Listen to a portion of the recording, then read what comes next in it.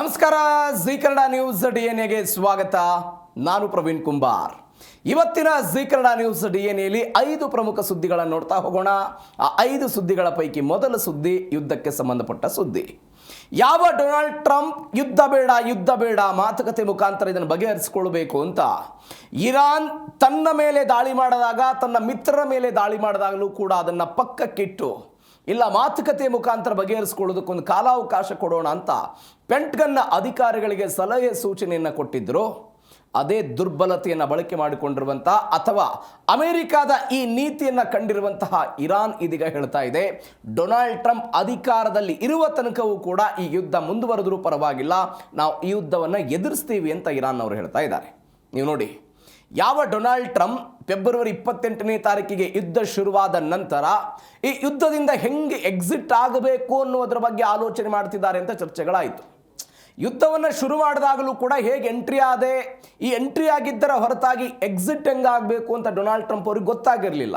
ಹೀಗಾಗಿ ಅವ್ರ ಮೇಲೆ ಆರ್ಥಿಕ ದಿಗ್ಬಂಧನ ಇರೋದು, ಮಾತುಕತೆಯನ್ನು ನಡೆಸೋದು, ಅದಾದ ನಂತರ ಅವರು ಮೇಜಿಗೆ ಬರಬೇಕು ಅಂತ ಬೇರೆ ಬೇರೆ ದೇಶಗಳ ಸಮ್ಮುಖದಲ್ಲಿ ಮಾತನಾಡಿಸೋ ಪ್ರಯತ್ನ ಮಾಡೋದು, ಇದ್ಯಾವುದಕ್ಕೂ ಕೂಡ ಕ್ಯಾರೆ ಅನ್ನದ ಇರಾನ್ ಅಮೆರಿಕದ ಮಿತ್ರ ದೇಶಗಳ ಮೇಲೆ ಒಂದು ಅಟ್ಯಾಕ್ ಮಾಡೋ ಪ್ರಯತ್ನವನ್ನು ಮಾಡ್ತು. ಅದರ ಭಾಗವಾಗಿ ಅಮೆರಿಕದ 18 ಸೈನಿಕರು ಕೂಡ ಮೃತಪಟ್ಟರು, ನೇರವಾಗಿ ಯುದ್ಧ ಆಗದೇ ಇದ್ದಾಗಲೂ ಕೂಡ.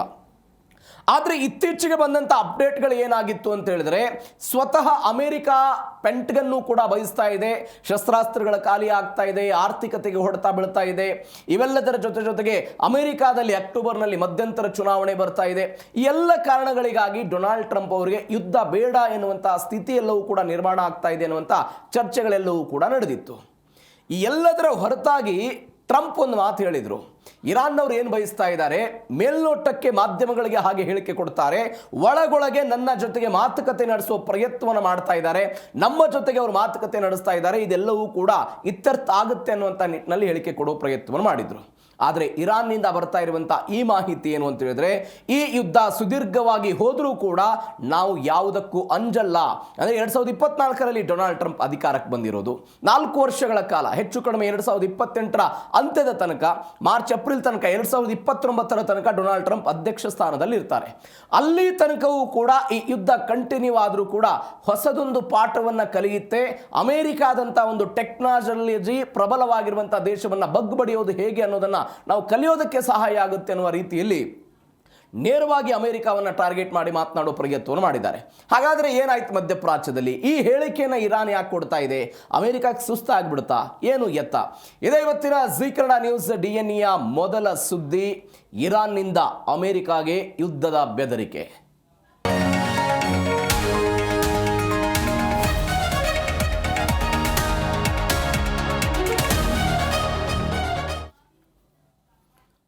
ಯಾವ ಇರಾನ್ 2029ರ ತನಕ ಈ ಯುದ್ಧ ಮುಂದುವರಿಬೇಕು ಅಂತ ಬಯಸ್ತು, ಅದಕ್ಕೆ ಡೊನಾಲ್ಡ್ ಟ್ರಂಪ್ ಹೇಳ್ತಿದ್ದಾರೆ, ಹಾರ್ಮುಜ್ ಜಲಸಂಧಿ ನಮ್ಮ ಹಿಡಿತದಲ್ಲಿದೆ, ಹಾರ್ಮುಜ್ ಜಲಸಂಧಿಯಲ್ಲಿ ನಮ್ಮ ನೌಕಾ ದಿಗ್ಬಂಧನ ಇದೆ, ಯಾವುದೇ ಒಂದು ಹಡಗು ಕೂಡ ಚಲಾಯಿಸುವುದಕ್ಕೆ ನಾವು ಅವಕಾಶವನ್ನು ಮಾಡಿಕೊಟ್ಟಲ್ಲ, ಆ ರೀತಿಯಾದಂಥ ದಿಗ್ಬಂಧನವನ್ನು ಹಾರ್ಮುಜ್ ಜಲಸಂಧಿಯಲ್ಲಿ ಹಾಕಿದ್ದೀವಿ ಅಂತ ಡೊನಾಲ್ಡ್ ಟ್ರಂಪ್ ಅವರ ಪ್ರತಿಕ್ರಿಯೆ.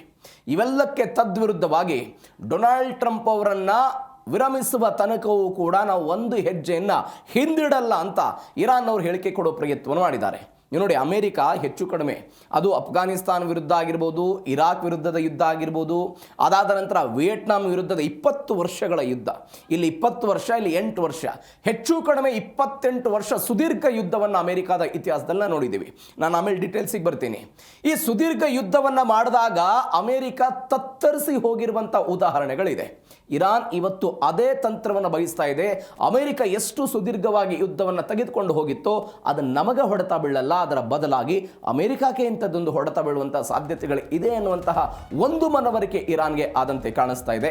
ಹೀಗಾಗಿ ಅದನ್ನು ಒನ್ಸ್ ಅಗೇನ್ ಕಂಟಿನ್ಯೂಟಿ ಮಾಡುವಂತಹ ಪ್ರಯತ್ನಕ್ಕೆ ಅವರು ಹೋಗ್ತಾ ಇದ್ದಾರೆ. ಯಾಕೆ, ಏನಾಯ್ತು ಮಧ್ಯಪ್ರಾಚ್ಯದಲ್ಲಿ? ಮೊದಲೇ ಸ್ಟೋರಿಯಲ್ಲಿ ನೋಡ್ತಾ ಹೋಗೋಣ ಅದ್ರ ಬಗ್ಗೆ. ಹಾರ್ಮುಜ್ ಮೇಲೆ ಅಮೆರಿಕಾದ ಉಕ್ಕಿನ ಗೋಡೆ ಅಂತ ಡೊನಾಲ್ಡ್ ಟ್ರಂಪ್ ಅವರ ಹೇಳಿಕೆ. ಡೊನಾಲ್ಡ್ ಟ್ರಂಪ್ ಮಾತನಾಡಿದರು ಒನ್ಸ್ ಅಗೇನ್. ನಿನ್ನೆಯೂ ಕೂಡ ಇದೇ ಹೇಳಿಕೆಯನ್ನು ಕೊಟ್ಟಿದ್ದರು, ಪುನರಪಿ ಅದನ್ನೇ ಪುನರುಚ್ಚಾರ ಮಾಡಿದರು. ಹಾರ್ಮುಜ್ ಜಲಸಂಧಿ ಅಮೆರಿಕ ಸೇನೆಯ ನಿಯಂತ್ರಣದಲ್ಲಿದೆ, ಸಂಪೂರ್ಣವಾಗಿ ನಾವು ನಿಯಂತ್ರಣವನ್ನು ಸಾಧಿಸಿದ್ದೇವೆ. ಯಾವುದೇ ಒಂದು ಇರಾನ್ನ ಹಡಗು ಕೂಡ ಚಲಾವಣೆಗೆ ನಾವು ಅವಕಾಶವನ್ನು ಕೊಡಲ್ಲ, ಯಾವ ಹಡಗು ಕೂಡ ಇರಾನನ್ನು ತಲುಪೋದಕ್ಕೆ ಬಯಸ್ತಾ ಇತ್ತು ಅದರ ಮೇಲೂ ಕೂಡ ನಾವು ದಾಳಿಯನ್ನು ಮಾಡಿದ್ದೀವಿ ಅಂತ ಡೊನಾಲ್ಡ್ ಟ್ರಂಪ್ ಅವರ ಮಾತು. ಇದು ಅಮೆರಿಕದ ಉಕ್ಕಿನ ಗೋಡೆ, ಇದನ್ನು ಯಾವುದೇ ಕಾರಣಕ್ಕಾಗಿಯೂ ಕೂಡ ಇರಾನ್ಗೆ ಭೇದಿಸೋದಕ್ಕೆ ಸಾಧ್ಯವಿಲ್ಲ. ಇರಾನ್ನ ಸೇನೆಗೆ ಸಂಬಳ ಕೊಡೋದಕ್ಕೂ ಕೂಡ ಹಣವಿಲ್ಲದಂತಹ ಪರಿಸ್ಥಿತಿ ನಿರ್ಮಾಣ ಆಗಿದೆ ಅಂತ. ಇದೇನಿದು ಒತ್ತಡವನ್ನು ಹಾಕುವ ತಂತ್ರ ಇದು. ನೀವು ಆಂತರಿಕವಾಗಿ ಇರಾನ್ನಲ್ಲಿ ಒಂದು ವಾತಾವರಣವನ್ನು ಕ್ರಿಯೇಟ್ ಮಾಡಬೇಕು. ಯಾವ ವಾತಾವರಣವನ್ನು ಕ್ರಿಯೇಟ್ ಮಾಡಬೇಕು? ಇರಾನ್ನ ಬಳಿ ಶಕ್ತಿ ಸಾಮರ್ಥ್ಯ ಇಲ್ಲ ಎನ್ನುವಂಥ ವಾತಾವರಣವನ್ನು ಕ್ರಿಯೇಟ್ ಮಾಡಬೇಕು. ಆ ವಾತಾವರಣವನ್ನು ಕ್ರಿಯೇಟ್ ಮಾಡುವ ಮುಖಾಂತರ ಮೊಸ್ತಫಾ ಖಮೇನಿ ಮತ್ತು ಅವರ ಒಟ್ಟಾರೆ ಆಡಳಿತದ ವಿರುದ್ಧ ಒಂದು ಅಭಿಪ್ರಾಯವನ್ನು ಮೂಡಿಸಿ, ಆ ಅಭಿಪ್ರಾಯದ ಮುಖಾಂತರ ಜನದಂಗೆಯನ್ನು ಎಬ್ಬಿಸಿ, ಜನದಂಗೆಯನ್ನು ನಮ್ಮ ಪರವಾಗಿ ಬಳಸಿಕೊಂಡು ಆ ಮುಖಾಂತರ ಮತ್ತೊಂದು ರೆಜ್ಯೂಮೆ ಚೇಂಜ್ ಮಾಡಬೇಕು ಎನ್ನುವಂಥ ಆಲೋಚನೆ ಅಮೆರಿಕದಿದ್ದಂತೆ ಕಾಣಿಸ್ತಾ ಇದೆ. ಅದರ ಭಾಗವಾಗಿ ಅವರು ಹೇಳ್ತಾ ಇದ್ದಾರೆ, ಅವರ ಬಳಿ ಸಂಬಳ ಕೊಡೋದಕ್ಕೆ ಹಣ ಇಲ್ಲ, ಅವರ ವಾಯುಪಡೆ ಸಂಪೂರ್ಣವಾಗಿ ಧ್ವಂಸವಾಗಿದೆ ಅಂತೆಲ್ಲ ಹೇಳಿದರು. ಹಾಗಾದರೆ ಇರಾನ್ ಜೊತೆ ಅರೆ ಮಾತುಕತೆಯನ್ನು ಶ್ವೇತಭವನ ಎಲ್ಲ ನಡೆಸ್ತಾ ಇದೆ ಎನ್ನುವಂಥ ಚರ್ಚೆಗಳಾಗ್ತಾ ಇದೆ. ಟ್ರುತ್ ಸೋಷಿಯಲ್ನಲ್ಲೆಲ್ಲ ಇರಾನ್ ವಿರುದ್ಧ ಅವರೆಲ್ಲ ಗುಡುಗೋ ಪ್ರಯತ್ನವನ್ನು ಡೊನಾಲ್ಡ್ ಟ್ರಂಪ್ ಅವರು ಮಾಡಿದರು.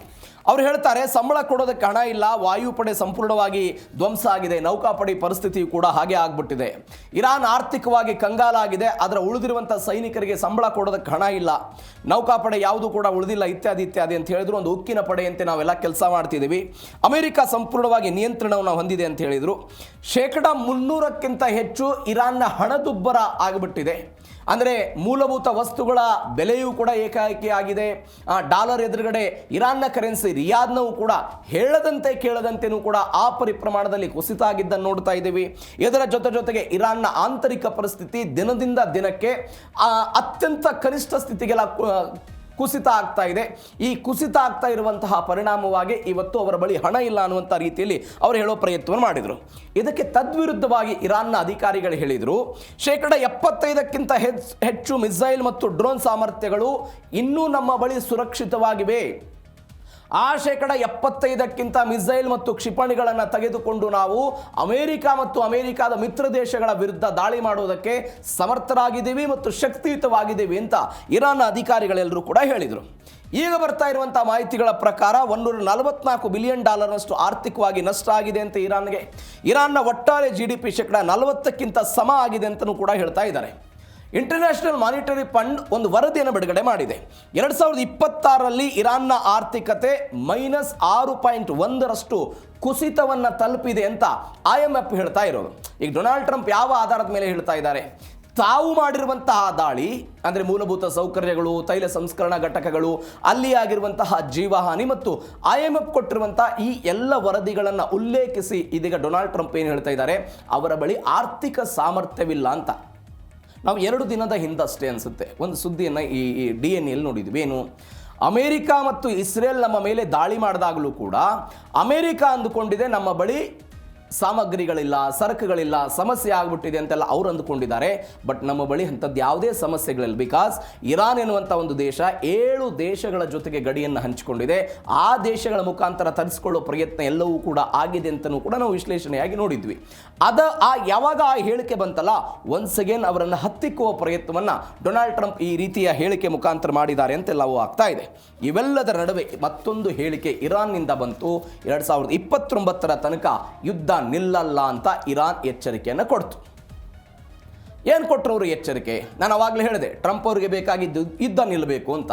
ಡೊನಾಲ್ಡ್ ಟ್ರಂಪ್ ಅವರ ಅಧಿಕಾರಾವಧಿ ಮುಗಿಯುವ ತನಕವೂ ಕೂಡ ಈ ಸಂಘರ್ಷ ಮುಂದುವರಿಯುತ್ತೆ ಅಂತ ಇರಾನ್ನ ಜನರಲ್ ನಕ್ದಿ ಹೇಳಿಕೆಯನ್ನು ಕೊಟ್ಟರು. ಅವರು ಇತ್ತೀಚೆಗೆ ನೇಮಕವಾಗಿರುವಂಥ ಮೊಸ್ತಫಾ ಖಮೇನಿ ನೇಮಕ ಮಾಡಿರುವಂಥ ಜನರಲ್ ನಕ್ದಿ ಹೇಳಿಕೆಯನ್ನು ಕೊಡೋ ಪ್ರಯತ್ನವನ್ನು ಮಾಡಿದರು.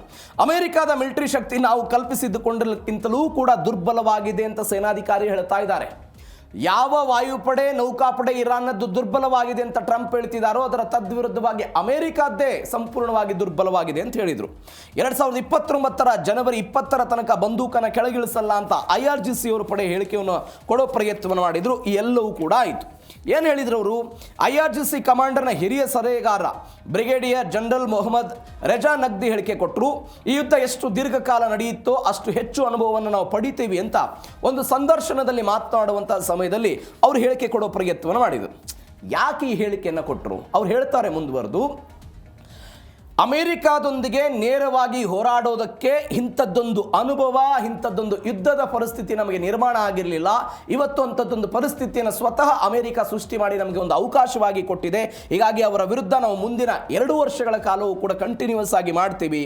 ಆ ಮುಖಾಂತರ ಇವತ್ತು ನಮಗೆ ಅರಿವಾಗ್ತಾ ಇದೆ, ನಮಗಿಂತ ಅವರು ಬಲಿಷ್ಠ ಆಗಿದ್ದಾರೆ ಅಂತ ನಾವು ಅಂದ್ಕೊಂಡಿದ್ವಿ, ಅದಕ್ಕೆ ತದ್ವಿರುದ್ಧವಾಗಿ ದುರ್ಬಲರಾಗಿದ್ದಾರೆ ಅಂತಲೂ ಕೂಡ ಎಲ್ಲ ಹೇಳಿದರು. ಇದಕ್ಕೆ ಕಾರಣಗಳು ಕೂಡ ಇದೆ. ನೀವು ನೋಡಿ, 1980ರಿಂದ 1988 ತನಕ ಇರಾನ್ ಮತ್ತು ಇರಾಕ್ ನಡುವೆ ಯುದ್ಧ ಆಯಿತು. ಎಷ್ಟು ವರ್ಷಗಳ ಕಾಲ? 8 ವರ್ಷಗಳ ಕಾಲ ಯುದ್ಧ ಆಯಿತು. ಈ 8 ವರ್ಷಗಳ ಯುದ್ಧ ಆದಂತಹ ಸಮಯದಲ್ಲೂ ಕೂಡ ಇರಾಕ್ನ ಸದ್ದಾಮ್ ಹುಸೇನ್ಗೆ ಸಪೋರ್ಟ್ ಮಾಡಿದವರು ಯಾರು? ಪಾಶ್ಚಿಮಾತ್ಯ ಎಲ್ಲ ರಾಷ್ಟ್ರಗಳು ಸದ್ದಾಮ್ ಹುಸೇನ್ಗೆ ಸಪೋರ್ಟ್ ಮಾಡಿತ್ತು. ಸ್ವತಃ ಅಮೆರಿಕವೂ ಕೂಡ ಸದ್ದಾಮ್ ಹುಸೇನ್ಗೆ ಸಪೋರ್ಟ್ ಮಾಡಿ ಇರಾನನ್ನು ಬಗ್ಗುಬಡಿಬೇಕು ಅಂತ ಆಲೋಚನೆ ಮಾಡಿತ್ತು. ಇದರರ್ಥ ಇರಾನ್ ವಿರುದ್ಧ ಎಲ್ಲ ದೇಶಗಳು ಒಟ್ಟಾಗಿ ಬಂದಾಗಲೂ ಕೂಡ 8 ವರ್ಷಗಳ ಕಾಲ ಸದ್ದಾಮ್ ಹುಸೇನ್ ವಿರುದ್ಧ ಹೋರಾಟ ಮಾಡಿದ್ದಾರು ಇದೇ ಇರಾನ್ ಅನ್ನುವಂತಹ ವಿಚಾರಕ್ಕೆ ಸಂಬಂಧಪಟ್ಟಂತೆ. ಅಂದರೆ ಸುದೀರ್ಘವಾಗಿ ಈ ಯುದ್ಧವನ್ನು ದೇಶದ ಜನತೆ ನೋಡಿಕೊಂಡಿದ್ರು. ನೀವು 79ರಲ್ಲಿ ಕ್ರಾಂತಿ ಆಯಿತು. 79ರಲ್ಲಿ ಕ್ರಾಂತಿ ಆದ ನಂತರ ದೇಶದಲ್ಲಿ ಅರಾಜಕತೆ ಇತ್ತು, ಭಿನ್ನಾಭಿಪ್ರಾಯಗಳಿತ್ತು, ರಾಜಕೀಯ ಭಿನ್ನಾಭಿಪ್ರಾಯಗಳಿತ್ತು, ಅನೇಕ ಜನರನ್ನ ಜೈಲಿಗಟ್ಟಲಾಗಿತ್ತು, ಸಾವು ನೋವುಗಳಾಗ್ತಾ ಇತ್ತು, ಮರಣದಂಡನೆ ಆಗ್ತಾ ಇತ್ತು. ಈ ಎಲ್ಲವಿದ್ದಾಗಲೂ ಕೂಡ ಜನರಲ್ಲಿ ಒಂದು ಏಕಾಗ್ರತೆ ಮತ್ತು ಜನರಲ್ಲಿ ಒಗ್ಗಟ್ಟನ್ನು ಮೂಡಿಸಿದಂಥ ಯುದ್ಧ ಯಾವುದಾದ್ರೂ ಇದ್ದರೆ ಅದು ಇರಾನ್ ಮತ್ತು ಇರಾಕ್ ನಡುವೆ ಇದ್ದಂತಹ ಯುದ್ಧ. ಹೀಗಾಗಿ ಒಂದು ಶಕ್ತಿಶಾಲಿ ಮಿಲಿಟರಿ ಶಕ್ತಿಯಾಗಿ ನೀವು ನೋಡಿ, 80ರಿಂದ 88 ತನಕ ಯುದ್ಧ ಆಯ್ತಲ್ಲ, ಆವಾಗ IRGC ಪಡೆ ಹುಟ್ಕೊಳ್ತು. ಅಲ್ಲಿ ತನಕ IRGC ಇರಲಿಲ್ಲ ಅವ್ರದ್ದು. IRGC ಪಡೆ ಅವತ್ತು ಹುಟ್ಟಿಕೊಂಡಿದ್ದು ಈ ಕಾರಣಕ್ಕಾಗಿ ನಮಗೆ ಯುದ್ಧ ಮಾಡೋದಕ್ಕೆ ಒಂದು ಅವಕಾಶವನ್ನು ಕೊಡ್ತು ಅಂತ ಅವರೆಲ್ಲ ಹೇಳ್ತಾ ಇದ್ದಾರೆ. ಅಮೆರಿಕಾಗೆ ಹೆಂಗೆ ಹಾನಿ ಆಗುತ್ತೆ? ಇದು ಇರಾನ್ಗೆ ಸಪೋರ್ಟ್ ಆಗಿರುವಂಥ ವಿಚಾರ ಆಯಿತು. ನೀವು ಅಮೆರಿಕಾಗೆ ಹೆಂಗೆ ಹಾನಿ ಆಯಿತು? ವಿಯೆಟ್ನಾಂ ಯುದ್ಧ ಆಯಿತು. ಎಲ್ಲಿಂದ?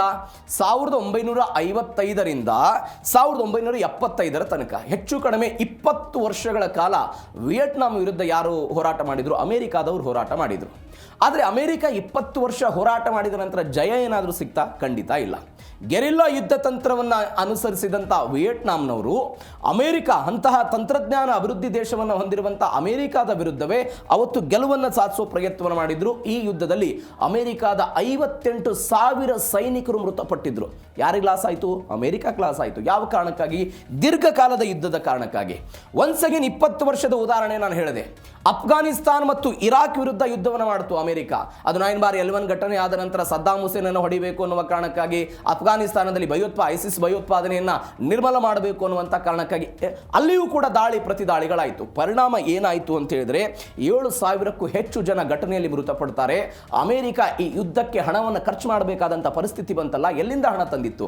ಸಾಲದ ರೂಪಾಯಲ್ಲಿ, ಸಾಲದ ಮುಖಾಂತರ ಹಣವನ್ನು ತಂದುಕೊಂಡ್ಬಂದು ಅಫ್ಘಾನಿಸ್ತಾನ ಮತ್ತು ಇರಾಕ್ ವಿರುದ್ಧ ಹೋರಾಟವನ್ನು ಮಾಡಬೇಕಾದಂತಹ ಪರಿಸ್ಥಿತಿ ಬಂದಿತ್ತು. ಇದರರ್ಥ ಏನು ಅಂತ ಹೇಳಿದ್ರೆ, ಅಮೆರಿಕ ಇದನ್ನು ಎಷ್ಟು ಸುದೀರ್ಘವಾಗಿ ತೆಗೆದುಕೊಂಡು ಹೋಗುತ್ತೋ ಅಮೆರಿಕದ ಇತಿಹಾಸದಲ್ಲಿ ಅಷ್ಟೇ ಹಾನಿಯನ್ನು ಅನುಭವಿಸಿದಂಥ ಉದಾಹರಣೆಗಳಿದೆ. ಇದೀಗ ಇರಾನ್ ಹೇಳ್ತಾ ಇದೆ ಇದು ಸುದೀರ್ಘವಾಗಿದ್ದರೂ ಕೂಡ ನಮಗೆ ಕಲಿಯೋದಕ್ಕೊಂದು ಅನುಭವ ಸಿಗುತ್ತೆ ಅಂತ. ಈ ಕಾರಣಕ್ಕಾಗಿ ಅವರೆಲ್ಲ ಹೇಳ್ತಾ ಇದ್ದಾರೆ. ಮತ್ತೊಂದು ಬೆಳವಣಿಗೆ ಏನು ಅಂತ ಹೇಳಿದ್ರೆ, ಪರಮಾಣು ಬಾಂಬ್ ಬಳಸಿದರೆ ಅಮೆರಿಕಾಗೆ ಸಾವು ಅಂತ. ಪರಮಾಣು ಶಕ್ತ ರಾಷ್ಟ್ರ ಅಮೆರಿಕ, ಪರಮಾಣು ಶಕ್ತ ರಾಷ್ಟ್ರ ಅಮೆರಿಕ ಅವರೇನಾದರೂ ಪರಮಾಣನ್ನು ಬಳಸಿದರೆ ನಾವು ಪ್ರತಿತಂತ್ರವಾಗಿ ನಮ್ಮ ಜೊತೆಗೆ ಇಡೀ ಜಗತ್ತೇ ಇದೆ, ವಿಶ್ವವೇ ನಮ್ಮದೊಂದು ಕುಟುಂಬ, ಸ್ನೇಹಿತರಿದ್ದಾರೆ, ಅವ್ರಗಳ ಮುಖಾಂತರ ದಾಳಿ ಆಗುತ್ತೆ ಅಂತೆಲ್ಲ ಹೇಳಿದರು. ಬಾಂಬನ್ನು ಬಳಸಿದ ಮರುದಿನವೇ ಅದು ಜೋರ್ಡಾನ್ ಆಗಿರಲಿ, ಕುವೈತ್ ಆಗಿರಲಿ, ಬಹರೇನ್ ಆಗಿರಲಿ, ಬೇರೆ ಬೇರೆ ದೇಶಗಳಲ್ಲಿರುವಂಥ ಅಮೆರಿಕದ ಎಲ್ಲ ಸೇನಾ ನೆಲೆಗಳನ್ನು ಕೂಡ ನಾವು ಧ್ವಂಸ ಮಾಡ್ತೇವೆ, ವಿಶ್ವದ ಜನರ ಹೃದಯವೇ ನಮಗೊಂದು ಪರಮಾಣು ಬಾಂಬ್ ಇದ್ದಂತೆ ಅಂತ ಯಾರು ಹೇಳ್ತಾ ಇದ್ದಾರೆ? ಇದೇ ಇರಾನ್ನವರು ಕೊಡ್ತಾ ಇರುವಂಥ ಹೇಳಿಕೆ. ಇದಕ್ಕೊಂದು ಬೇರೆ ಬೇರೆ ಕಾರಣ ಇದೆ. ಪ್ರತಿದಿನ ಉಡಾವಣೆ ಮಾಡೋದಕ್ಕಿಂತ ಮಿಸೈಲ್ಗಳನ್ನು ಯಾರು ತಯಾರು ಮಾಡ್ತಿದ್ದಾರೆ? ಇರಾನ್ನವರು ತಯಾರು ಮಾಡೋ ಪ್ರಯತ್ನವನ್ನು ಮಾಡ್ತಿದ್ದಾರೆ. ನಿಮಗೆ ಯುದ್ಧ ಶುರುವಾದ ಮೇಲೆ ಒಂದು ಬೆಳವಣಿಗೆ ಆಗಿತ್ತು. ಏನು ಬೆಳವಣಿಗೆ ಅಂತ ಹೇಳಿದರೆ, ಪರಮಾಣು ಕಾರ್ಯಕ್ರಮದಲ್ಲಿ ಯುರೇನಿಯಂ ಸಂಸ್ಕರಣೆ ಆಗ್ತಾ ಇದೆ ಅಂತ ಬಂದಾಗ ಟ್ರಂಪ್ ಅವರು ಹೇಳಿದರು, ನೀವು ಸಂಸ್ಕರಣೆ ಹೌದು ಒಪ್ಕೊಳ್ತೀನಿ, ಅದಕ್ಕಿಂತ ಮೊದಲು ನೀವು ಮಿಸೈಲ್ ತಯಾರು ಮಾಡ್ತಾ ಇರಲಿಲ್ಲ, ಅದನ್ನು ಸ್ಟಾಪ್ ಮಾಡಿ ಅಂತ ಡೊನಾಲ್ಡ್ ಟ್ರಂಪ್ ಅವರು ಹೇಳಿದರು. ಡೊನಾಲ್ಡ್ ಟ್ರಂಪ್ ಅವರು ಆ ಮಾತನ್ನು ಹೇಳೋ ಪ್ರಯತ್ನವನ್ನು ಮಾಡಿದರು. ಆದರೆ ಇದೀಗ ಅವರು ಈ ಮಿಸೈಲ್ಗಳನ್ನು ಹೆಚ್ಚು ಹೆಚ್ಚು ಎಲ್ಲ ತಯಾರು ಮಾಡ್ತಾ ಇದ್ದಾರೆ. ಜನರಲ್ ನಕ್ವಿ ಎಲ್ಲ ಹೇಳಿದರು, ವಾಷಿಂಗ್ಟನ್ ಏನಾದರೂ ಇರಾನ್ ಮೇಲೆ ಅಣುಬಾಂಬ್ ದಾಳಿ ನಡೆಸಿದರೆ ಮಧ್ಯಪ್ರಾಚ್ಯ ಮಾತ್ರವಲ್ಲದೆ ಪ್ರಪಂಚದಾದ್ಯಂತ ಹರಡಿರುವ ಅಮೆರಿಕದ ಮಿಲಿಟರಿ ನೆಲೆಗಳು, ಇರಾನ್ ಮತ್ತು ಅದರ ಮಿತ್ರ ಪಡೆಗಳೆಲ್ಲ ಗುರಿಯಾಗುತ್ತೆ ಅಂತ ಹೇಳಿದರು. ಅವರು ಒಂದು ಎಕ್ಸಾಂಪಲ್ ಕೊಡ್ತಾರೆ ಅದಕ್ಕೆ. 2ನೇ ಮಹಾಯುದ್ಧ ಆಯಿತು 1945 ಆಗಸ್ಟ್ 6 ಮತ್ತು 9ನೇ ತಾರೀಕಿಗೆ. ಏನಾಯಿತು? ಅಮೆರಿಕಾದವರು ಹಿರೋಶಿಮಾ ಮತ್ತು ನಾಗಾಸಕಿ ಮೇಲೆ ಅಣುಬಾಂಬ್ ದಾಳಿ ಮಾಡಿದರು, ಲಕ್ಷಾಂತರ ಜನ ಸತ್ರು. ಅವತ್ತು ಜಪಾನ್ಗೆ ಇದನ್ನು ವಿರೋಧಿಸುವಂಥ ತಾಂತ್ರಿಕ ತಂತ್ರಜ್ಞಾನ ಅವತ್ತಿರಲಿಲ್ಲ. ಈ ಕಾರಣಕ್ಕಾಗಿ ಇಂಥದ್ದೊಂದು ದಾಳಿಯಾಗಿತ್ತು. ಬಟ್ ನಾವು ಇವತ್ತು ಜಪಾನ್ ಅಲ್ಲ, ಇರಾನ್ ಆಗಿದ್ದೀವಿ.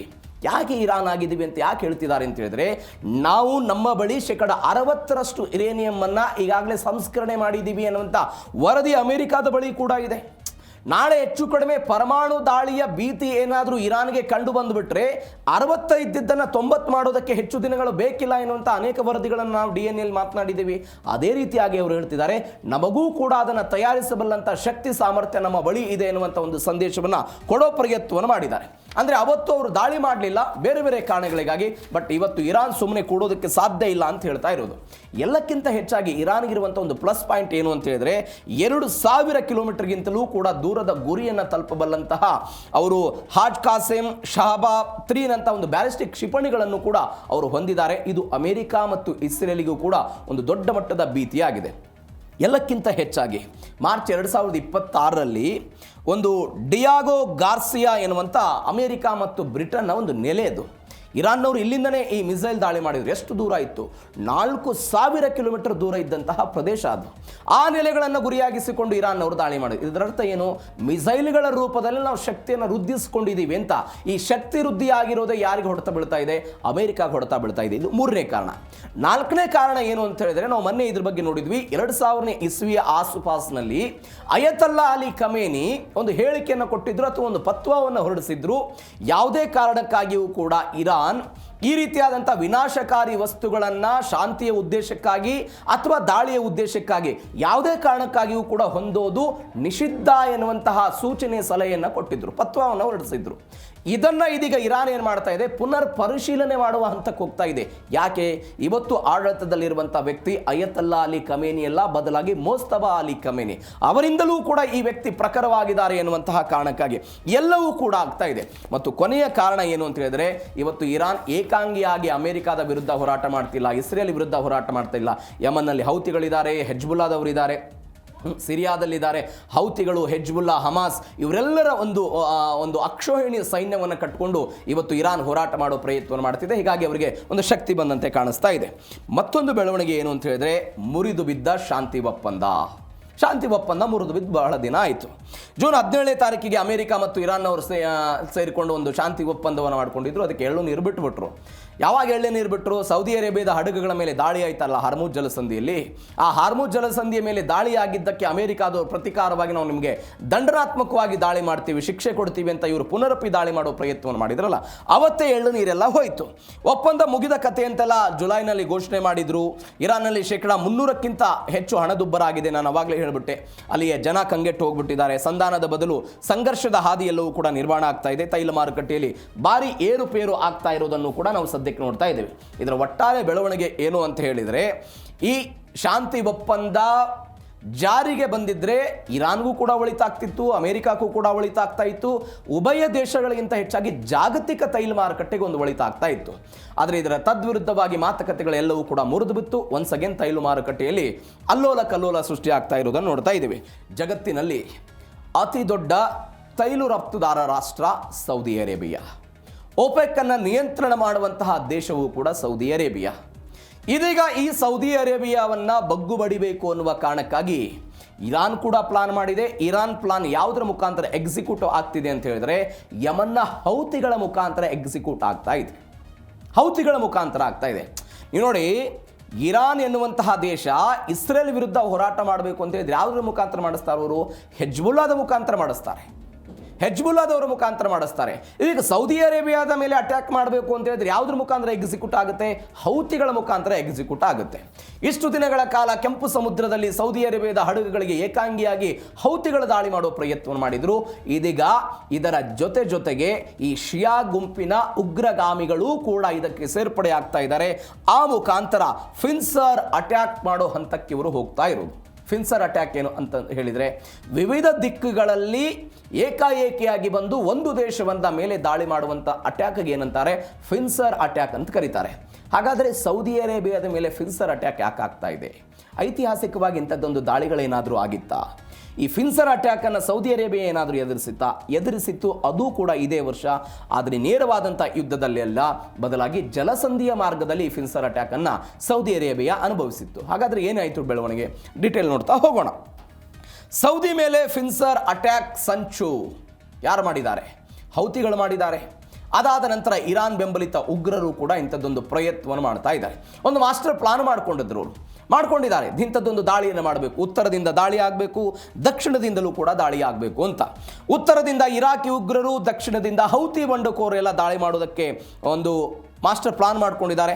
ಫಿನ್ಸರ್ ಅಟ್ಯಾಕ್ ಅಂದರೆ ಕತ್ತರಿಯಂತೆ ಎರಡೂ ಕಡೆಯಿಂದ ಸೀಳುವ ತಂತ್ರ. ಉದಾಹರಣೆಗೆ ನಿಮ್ಮ ಕೈಯಲ್ಲಿ ಸೀಸರ್ ಇದೆ ಅಂತ ಅಂದ್ಕೊಳ್ಳಿ, ಕತ್ತರಿ ಇದೆ. ಆ ಕತ್ತರಿಯ ಮಧ್ಯಭಾಗದಲ್ಲಿ ನೀವು ಅಡಿಕೆಯನ್ನು ಕಟ್ ಮಾಡುವಾಗ 2 ಹೋಳು ಆಗ್ಬಿಡುತ್ತೆ. 2 ಹೋಳಾಗುತ್ತೆ. ನೀವು ಒಟ್ಟಾರೆ ಒಬ್ಬರೇ ಅದನ್ನು ಹಲ್ಲಲ್ಲಿಟ್ಟು ಹೊಡೆಯೋದಕ್ಕಿಂತ ಕತ್ತರಿಯಲ್ಲಿ ಅದನ್ನು ಕತ್ತರಿಸಿದಾಗ ಬೇಗನೆ ಸಡಿಲಾಗ್ತಾ ಇರುತ್ತೆ.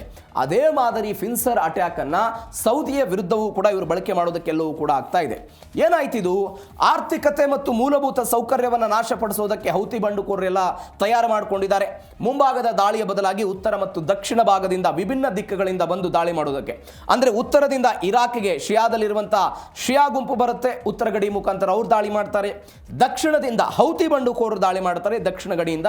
ಹೀಗಾಗಿ ಏಕಕಾಲಕ್ಕೆ ಇಂಥದ್ದೊಂದು ದಾಳಿಯಾಗುತ್ತೆ. ಅದನ್ನು ಸೌದಿ ಅರೇಬಿಯಾ ಹೆಂಗೆ ನಿಯಂತ್ರಣ ಮಾಡುತ್ತೆ? ನಾವು ಅನೇಕ ಬಾರಿ ಮಾತನಾಡಿದ್ದೇವೆ. ಸೌದಿ ಅರೇಬಿಯಾದ ಬಳಿ ಪೆಟ್ರಿಯಾಟ್ ಇದೆ, ಅದಾದ ನಂತರ ತಾಡ್ ವಾಯು ರಕ್ಷಣಾ ವ್ಯವಸ್ಥೆ ಇದೆ ಅಂತ. ಬಟ್ ಈ ತಾಡ್ ಮತ್ತು ಪೆಟ್ರಿಯಾಟ್ ರಕ್ಷಣಾ ವ್ಯವಸ್ಥೆ ಇದ್ದಾಗಲೂ ಕೂಡ ಇದು ಏಕಮುಖವಾಗಿ ಬರುವಂತಹ ನಿರ್ದಿಷ್ಟ ಪ್ರಮಾಣದ ಕ್ಷಿಪಣಿಗಳನ್ನು ಹೊಡೆಯೋದಕ್ಕೆ ಅಥವಾ ಡ್ರೋನ್ಗಳನ್ನು ಹೊಡೆದು ಬಳಸುವಂಥ ಶಕ್ತಿ ಸಾಮರ್ಥ್ಯ ಇದೆ. ಆದರೆ ಇದೀಗ ಉಭಯ ಅಂದರೆ ಎರಡೂ ಸಂಘಟನೆಗಳು ಸೇರಿಕೊಂಡು ಏಕಾಏಕಿಯಾಗಿ ದಾಳಿ ಮಾಡಿದಾಗ ಅದನ್ನು ಹೆಂಗೆ ನಿಯಂತ್ರಣ ಮಾಡ್ತಾರೆ ಅನ್ನೋದು ಕೂಡ ಸದ್ಯಕ್ಕಿರುವಂತಹ ಪ್ರಶ್ನೆ. ಈ ವ್ಯವಸ್ಥೆ ಎಷ್ಟರ ಮಟ್ಟಿಗೆ ಸಫಲ ಆಗುತ್ತೆ ಈ ಪರಿಪ್ರಮಾಣದ ಯುದ್ಧದಲ್ಲಿ ಅನ್ನೋದು ಎಲ್ಲವೂ ಕೂಡ ಪ್ರಶ್ನೆ ಇದೆ. ನೀವು ನೋಡಿ, ಇದಕ್ಕೊಂದು 2 ಎಕ್ಸಾಂಪಲ್ ಇದೆ. ಕ್ರಿಸ್ತಪೂರ್ವ 216ರಲ್ಲಿ ಹ್ಯಾನಿವಾಲ್ ಎನ್ನುವಂಥ ಒಬ್ಬ ರಾಜ, ಈ ಹ್ಯಾನಿವಾಲ್ ಏನು ಮಾಡಿಬಿಡ್ತಾನೆ, ಈ ರೋಮನ್ ಸೋಲಿಸಬೇಕು ಅಂತ ಆಲೋಚನೆ ಇರುತ್ತೆ. ಈ ರೋಮ್ ಸೈನಿಕರ ವಿರುದ್ಧ ಹೋರಾಟ ಮಾಡೋದಕ್ಕೆ ಹ್ಯಾನಿವಾಲ್ ತನ್ನ ಸೈನಿಕವನ್ನು ತೆಗೆದುಕೊಂಡು ಹೋಗ್ತಾನೆ. ಏಕಾಏಕಿಯಾಗಿ ದಾಳಿಗಳಾಗುತ್ತೆ. ದಾಳಿ ಆದ ನಂತರ ಹ್ಯಾನಿವಾಲ್ ಒಂದು ಆಲೋಚನೆ ಮಾಡ್ತಾನೆ, ಇಲ್ಲ ನಮ್ಮ ಸೈನ್ಯವನ್ನು ವಾಪಸ್ ತೆಗೆದುಕೊಂಡು ಬಿಡೋಣ.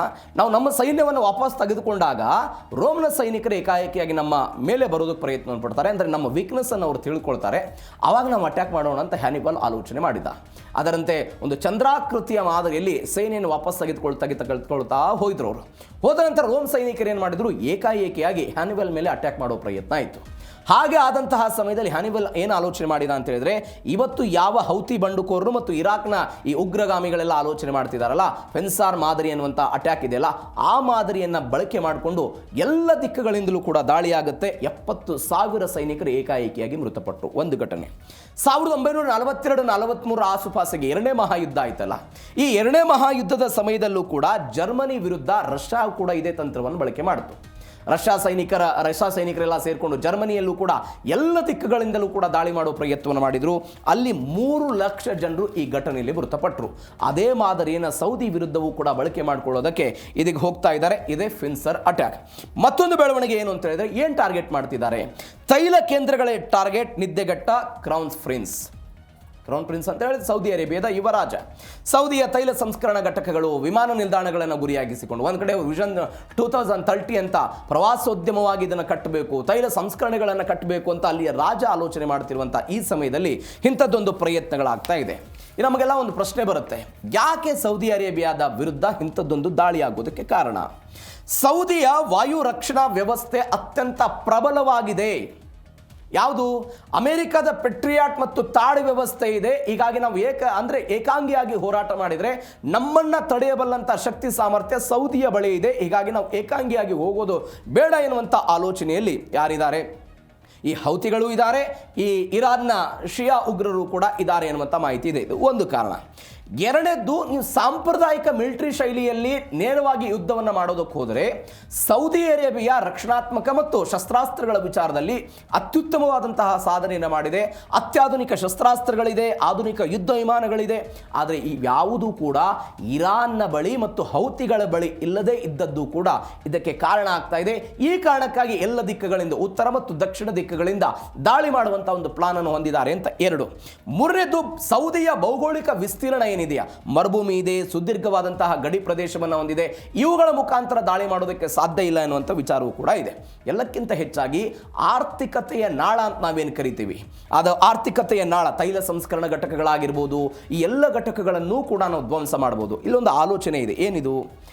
ನಾವು ಉತ್ತರ ಮತ್ತು ದಕ್ಷಿಣದ ಮುಖಾಂತರ ಏನಾದರೂ ದಾಳಿ ಮಾಡಿದರೆ ಸೌದಿ ಅರೇಬಿಯಾದ ಅಧಿಕೃತ ಸೈನ್ಯ ಏನು ಮಾಡುತ್ತೆ, ಹೌತಿಗಳು ಮತ್ತು ಇರಾನ್ನ ಈ ಶಿಯಾ ಉಗ್ರರು ಅಂತ ಏನು ಕರೀತಾರೆ, ಅವರನ್ನು ತಡೆಯುವ ಹಿಡಿಯುವಲ್ಲಿ ಕಾನ್ಸಂಟ್ರೇಟ್ ಆ ಕಡೆ ಡೈವರ್ಟ್ ಮಾಡ್ತಾರೆ. ಅವರು ಆ ಕಡೆ ಕಾನ್ಸಂಟ್ರೇಟ್ ಅನ್ನು ಡೈವರ್ಟ್ ಮಾಡಿದಾಗ ನಾವು ಏಕಾಏಕಿಯಾಗಿ ತೈಲ ಸಂಸ್ಕರಣ ಘಟಕಗಳ ಮೇಲೆ ದಾಳಿ ಮಾಡಬೇಕು ಅನ್ನುವಂಥ ಆಲೋಚನೆಯ ಭಾಗವಾಗಿ ಇಂಥದ್ದೊಂದು ಪ್ರಯತ್ನವನ್ನು ಮಾಡ್ತಿದ್ದಾರೆ ಇತ್ಯಾದಿ ಇತ್ಯಾದಿ. ಕಾರಣ ಏನು ಅಂತ ಹೇಳಿದ್ರೆ, ಸೌದಿ ಅರೇಬಿಯಾದಲ್ಲಿ ವಿದೇಶಿ ಹೂಡಿಕೆ ಜಾಸ್ತಿ ಇದೆ, ಬೇರೆ ಬೇರೆ ಫಾರಿನರ್ಸ್ ಎಲ್ಲ ಬಂದು ಜಾಸ್ತಿ ಹೂಡಿಕೆ ಮಾಡುವ ಪ್ರಯತ್ನವನ್ನು ಮಾಡ್ತಾರೆ. ಪ್ರವಾಸೋದ್ಯಮದಲ್ಲಿ ಸೌದಿ ಅರೇಬಿಯಾ ದೊಡ್ಡ ಮಟ್ಟದಲ್ಲಿ ಬೆಳವಣಿಗೆ ಸಾಧಿಸ್ತಾ ಇದೆ. ಇದನ್ನು ಆರ್ಥಿಕವಾಗಿ ಮಟಾಮಾಶ್ ಮಾಡಬೇಕು ಅನ್ನೋದು ಹೌತಿಗಳ ಆಲೋಚನೆ ಇದೆ. ನಾನು ನಿಮಗೆ ಅವಾಗಲೇ ಒಂದು ಪಾಯಿಂಟ್ ಹೇಳಿದೆ. ಏನು ಹೇಳಿದೆ? ಸೌದಿ ಅರೇಬಿಯಾ ಈ ವರ್ಷ ಇಂಥದ್ದೊಂದು ಪರಿಸ್ಥಿತಿಯನ್ನು ಎದುರಿಸ್ತು. ಯಾವ ಪರಿಸ್ಥಿತಿಯನ್ನು? ಫಿನ್ಸರ್ ಅಟ್ಯಾಕ್ ಎನ್ನುವಂಥ ಪರಿಸ್ಥಿತಿಯನ್ನು ಎದುರಿಸ್ತು. ಕ್ವಿಕ್ ಆಗಿ ಇದನ್ನು ಹೇಳಿ ನೆಕ್ಸ್ಟ್ ಸ್ಟೋರಿಗೆ ಹೋಗ್ಬಿಡ್ತೀನಿ ನಾನು. ಫಿನ್ಸರ್ ಅಟ್ಯಾಕನ್ನು ಹೆಂಗೆ ಎದುರಿಸ್ತು ಅಂತ ಹೇಳಿದ್ರೆ, ನೀವು ನೋಡಿ, ಹಾರ್ಮುಜ್ ಜಲಸಂಧಿಯನ್ನು ಸೌದಿ ಅರೇಬಿಯಾನೇ ಹೆಚ್ಕೊಂಡಿತ್ತು. ಸೌದಿ ಅರೇಬಿಯಾ ಹಾರ್ಮುಜ್ ಜಲಸಂಧಿಯನ್ನು ಹೆಚ್ಕೊಂಡ ತಕ್ಷಣ ಏನು ಮಾಡಿದ್ರು? ಹಾರ್ಮುಜ್ ಜಲಸಂಧಿ ಬಂದಾಯಿತು. ಇದು ಅಟ್ಯಾಕ್ ಆಯ್ತು ಅಲ್ಲಿ ಆ ಮುಖಾಂತರ ಆರ್ಥಿಕತೆ ಹೊಡೆತಾವಿತ್ತು. ಇದನ್ನು ಬಂದ್ ಮಾಡಿ, ಇಲ್ಲ ನಾನು ಬಾಬಲ್ ಮಂದೇಬ್ನ ಮುಖಾಂತರ ಹೋಗ್ತೀನಿ, ಕೆಂಪು ಸಮುದ್ರದ ಮುಖಾಂತರ ಹೋಗ್ತೀನಿ ಅಂತ ಸೌದಿ ಅರೇಬಿಯಾ ಬಂದಾಗ ಏನು ಮಾಡಿದ್ರು? ಅದರ ಮೇಲೂ ಕೂಡ ದಾಳಿ ಮಾಡುವ ಪ್ರಯತ್ನವನ್ನು ಮಾಡಿದ್ರು. ಇದರರ್ಥ ನೀವು ಒಂದರ ಮೇಲೆ ಏನಾದರೂ ಡಿಪೆಂಡೆನ್ಸಿ ಮಾಡಿ ಆರ್ಥಿಕತೆ ಬೂಸ್ಟ್ ಮಾಡ್ಕೊಳ್ಳೋಕೆ ಹೋದರೆ ಮತ್ತೊಂದು ದಿಕ್ಕಿನಲ್ಲೂ ಕೂಡ ನಿಮ್ಮನ್ನು ಬಂದ್ ಮಾಡ್ತೀವಿ ಅನ್ನುವಂಥ ಆಲೋಚನೆ ಭಾಗವಾಗಿ ಇಂಥದ್ದೊಂದು ಫಿನ್ಸರ್ ಅಟ್ಯಾಕನ್ನು ಜಲಸಂಧಿಯಲ್ಲಿ ಮಾಡಿತ್ತು.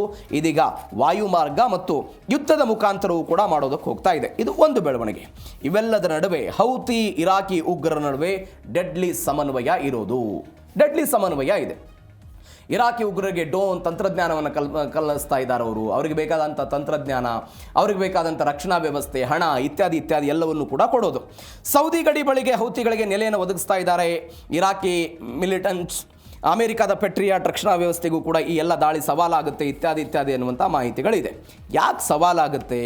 ನೀವು ನೋಡಿ, IRGCಯ ಸೂಚನೆಯ ಮೇರೆಗೆ ಒಂದು ರಹಸ್ಯ ತರಬೇತಿ ಕೇಂದ್ರವನ್ನು ಇರಾಕ್ನ ರಾಜಧಾನಿ ಬಾಗ್ದಾದ್ನಲ್ಲಿ ತೆರೆದಿದ್ದಾರೆ ಅಂತ. ಒಂದು ರಹಸ್ಯ ತರಬೇತಿ ಕೇಂದ್ರ ಇದೆ.